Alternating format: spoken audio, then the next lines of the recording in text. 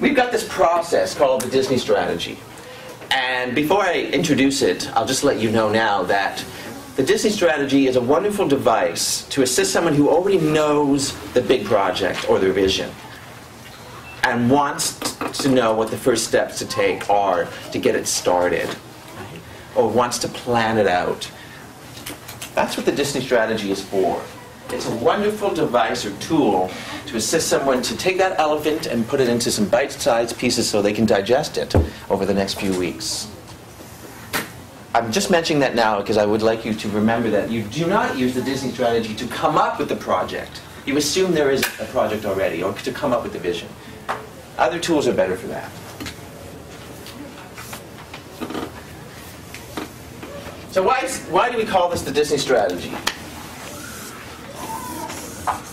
Well, Disney, whether you liked him or not, or liked his movies or not, you could pretty much agree, was very good at continually putting out successful movies, created theme parks, continually put out entertainment that people respond to very well, and everybody seems to know who he is, or everybody seems to know what Disney is. It's like, you know, Santa Claus or McDonald's. Well, he had a method. He had a strategy.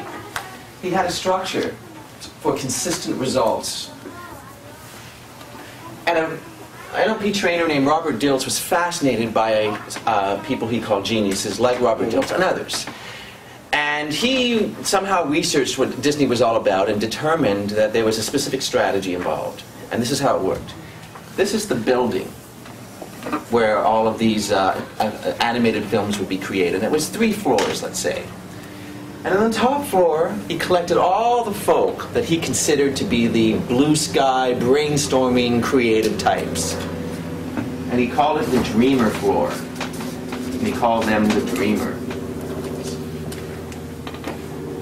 And on that top floor, there was all kinds of large paper, butcher board paper, I think, all around the room, so people could draw and be visual.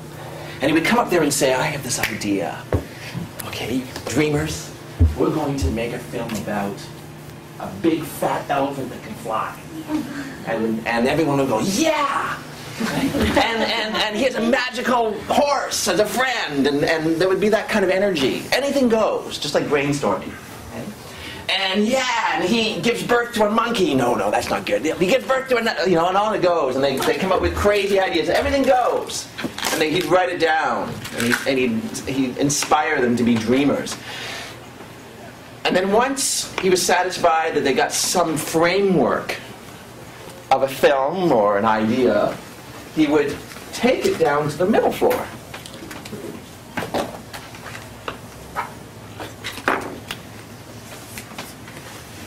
And in the middle floor were the realists.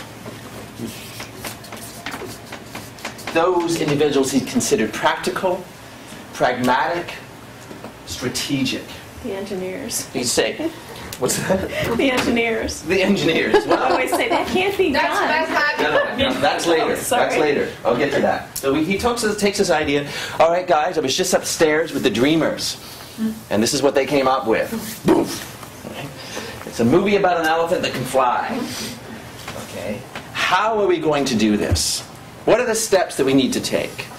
Let's test this out. So that's what the realists did. Okay, well, we need to do this. We need to have this. The kids like this. We need to have some jokes for some adults. We need to put that in there. They create a sequence. So over here, it's the blue sky thinking. Brought over here, he's got a blueprint. He's got a sequence. He's got maybe a timeline like this.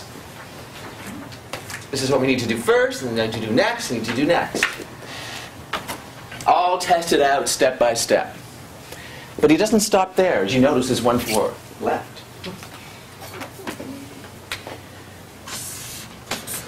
That's what's called the critic floor. So you would take the plan, the strategy, and take it over to the critic floor. Okay, guys, you're my critics. You can look at this plan through the eyes of how it won't work. You can look at this plan through the eyes of the kids and what they might not like about it.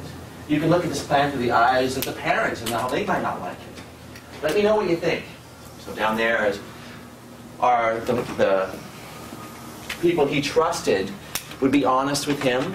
Usually the accountant would be there too, how much they can stay in budget. In most organizations today, the accountant is usually the critic. We can't afford that. And it wouldn't stop there. He wouldn't just leave it in the hands of the critics. One last step. Okay? So let's recap before we go there. Dreamer, to realist, to critic, back to the realist. So you take all of those concerns, all of those criticisms, and you take it over back to the realists. Say, this is what the critics said about the film that might not work. How can we overcome these obstacles? These are some of the things they were worried about. This is what the accountant said about the budget. One of the people were saying the film is too long, children are going to get bored. The romance scene is way too long. They're crazy. Kids just want to see a little peck, that's all. So that would be the basic organization of how it would work. The dreamer and the critic would never meet. The dreamer would speak to the critic through the realist and vice versa. This is the brilliance of this approach. Actually, there's a lot of brilliance to it. One of the brilliance of this approach, he actually honors and gives space to and allowance and permission for the critic voice in a positive way. You have good stuff to tell us, guys. Because it makes the film that much better when we take it back to these realistic planning type over here. And many people have the dreamer and the critic inside themselves engage way too soon. In other words, you might wake up at 3 in the morning and you're awoken by this great idea, this $1 million idea, this website, this book, this plan, this concept, this workshop. It's new. And it's vulnerable. It's like a freshly blown balloon. And you decide to go talk to someone about it. And you bring it to your friend, or you bring it to your husband, or your wife. He says, "Honey, I have this great idea. I'm going to do this, and I'm going to leave my work, and I'm going to focus on this brilliant idea that I have." Your friend, your husband, says, "Yeah, but where are you going to get the money?" No. "Oh, no one's going to want to buy that. Have you thought about marketing?" I'm exaggerating. But then what happens is,